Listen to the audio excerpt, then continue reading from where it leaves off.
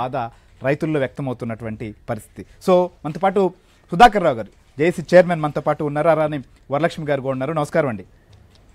సుధాకర్ రావు గారు ఏం చెప్తారు? సో ప్రస్తుతం ఇన్ని రోజులుగా సాగుతున్నటువంటి పోరాటం ఎక్కడా కూడా అనేక అవరోధాలు వచ్చాయి, పోలీస్ కేసులు అయ్యాయి, లాఠీ దెబ్బలు తిన్నారు, ఇంకొక వైపు కోర్టులకు, ఇంకొక వైపు అనేక రకాలైనటువంటి పోరాటాలు కొనసాగిస్తున్నటువంటి ప్రస్తుతం ఇన్ని రోజులు ఈ యొక్క పోరాటం చేస్తున్నటువంటి మీకు లభిస్తున్న మద్దతు కావచ్చు, ఈ పోరాటం జరుగుతున్నటువంటి తీరుపైన మీరు దీన్ని లీడ్ చేస్తున్నటువంటి పరిస్థితి మొత్తం మీద కూడా ఏం చెప్తారు?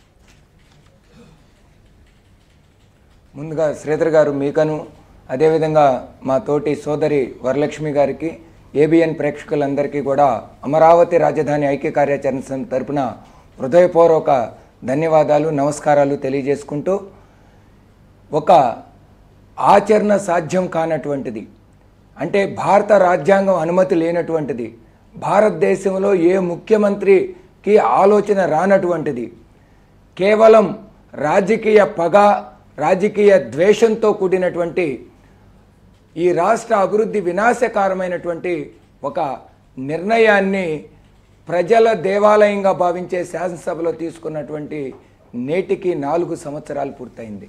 1461 రోజులు గడిచిపోయినాయి. అంటే ప్రజలందరూ విభజిత ఆంధ్రప్రదేశ్లో రాజధానిని ఏర్పరచుకొని ఒక రాజధానిని ఏర్పరచుకోవాలి, దానికి అవసరమైన భూమి లేదని అప్పటి ముఖ్యమంత్రి నారా చంద్రబాబు నాయుడు గారు ఒక వినూత్నమైనటువంటి ఆలోచన విధానంతో భూ సమీకరణకి ముందుకు తీసుకొస్తే అభివృద్ధిలో భాగస్వాములు అవుతారు, దానితో పాటు మీరు కూడా ప్రతిఫలం అనుభవిస్తారు అని చెప్పిన మీదట కన్న తల్లి లాంటి భూముల్ని తృణప్రాయంగా త్యాగం చేసినటువంటి ఆ త్యాగ నిరతికి తూట్లు పొడిచినటువంటి నిర్ణయం తీసుకున్నటువంటి ముఖ్యమంత్రి ఈ 1461 రోజుల్లో కంటి నిండా నిద్ర లేకుండా ఎన్నో రాత్రులతో తీవ్ర మనస్తాపంతో ఎప్పటికప్పుడు మా గుండెల్లో గుణపాలు దించేటువంటి ప్రభుత్వ నిర్ణయాలు, జీవోలతో తల్లడిల్లిపోతూ ఈ యొక్క 1461 రోజుల ప్రయాణ కాలంలో దాదాపు 247 మంది అసువులు బాశారు. సుమారుగా ఈ ప్రభుత్వం ఈ ఉద్యమాన్ని అణిచివేయటానికి అనేక నిర్బంధాలు, అనేక పోలీసు దాష్టికాలు, దౌర్జన్యాలు చేసి మమ్మల్ని ఎంతో అక్రమ కేసులను బనాయించి సుమారుగా 285 అక్రమ కేసుల్ని 2700 మంది మీద బనాయించినటువంటి దుశ్చర్యకు ఈ ప్రభుత్వం పాల్పడింది. అయినప్పటికీ కూడా అమరావతి మహిళలు మొక్కవోనేటువంటి ధైర్యంతో, ఉక్కు సంకల్పంతో ఈ అమరావతి రక్షణ ద్వారా మన బిడ్డల బంగారు భవిష్యత్తుని కాపాడుకుందాం, ఈ రాష్ట్ర భవిష్యత్తుని కాపాడుకుందాం అనే ఒక దృఢ సంకల్పంతో ఎప్పుడూ బయటికి రాని వాళ్ళు రోడ్ల మీదకి వచ్చి ఎన్నో అవమానాలని, అసభ్యకరమైనటువంటి వ్యాఖ్యలని భరిస్తూ నిత్యం అవమానాలను తట్టుకుంటూ రాటుదేలి ఈరోజు ఉద్యమించినటువంటి తీరు, ఈ 1461 రోజుల్లో ఎన్నో రకాల ధర్నాలు, రాస్తోరాకులు, దిగ్బంధాలు, అనేక విభిన్న కోణాలలో దీక్షా శిబిరాలను ఏర్పాటు చేసుకొని అనేక విభిన్నమైనటువంటి రీతుల్లో మా యొక్క నిరసన ప్రదర్శన ఎప్పటికప్పుడు తెలియజేశాం. ఈ మజిలీ కాలంలో రక్తం ఓడినటువంటి శరీరాలు, అనేక మందికి రక్తం ఓడింది, తలలు పగిలాయి, ఇంకా దుశ్శాసన దుర్వినీతి పరిణామంలాగా వాళ్ళ యొక్క మగ పోలీసులు ఆడవారి కొంగులు లాగినటువంటి దుస్థితి, చివరికి కటిక నేల మీదనే ఇస్తరాగ్గా చేసుకొని భుజించినటువంటి దుర్దిర్ణాలు ఈ యొక్క 1461 రోజుల్లో.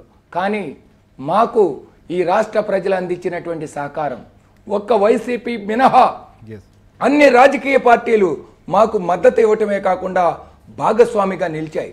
అనేక ప్రజా సంఘాలు, అనేక కుల సంఘాలు, అనేక మంది మేధావులు, వృత్తి నిపుణులు, కళాకారులు, ప్రవాస భారతీయులు, ప్రవాస ఆంధ్రులు మొత్తం కూడా, అంటే ఎవరైతే ఆంధ్రప్రదేశ్ అభివృద్ధి కావాలని ఆకాంక్షిస్తున్నారో ప్రతి ఒక్కరూ, అదేవిధంగా ఈరోజు ఏదైతే రోజుకొక జీవో వస్తుంటే మనస్తాపంతో ఆ జీవోల్ని ఏ విధంగా ఎదుర్కోవాలని రైతులు తమ బ్రతుకు తెరువు కోసం వ్యాన్యూటీగా కౌలు రూపంలో ఇచ్చేటువంటి సొమ్ములలో నుంచి కొంత సొమ్మును తీసి ఈరోజు కొన్ని కోట్ల రూపాయలను ఒక సుప్రీంకోర్టు హైకోర్టులో కేసులు ఈ ప్రభుత్వం చేస్తున్న దుర్మార్గాలని దుర్మార్గ జీవుల్ని ఆపటానికి ఆశ్రయించి మా కడుపు మార్చుకొని మేము బ్రతకటానికి ఇచ్చినటువంటి కవుల్లో సుమారుగా కోట్ల రూపాయలను తీసి వెచ్చించాల్సినటువంటి దుస్థితికి ఈ ప్రభుత్వం తీసుకొచ్చింది.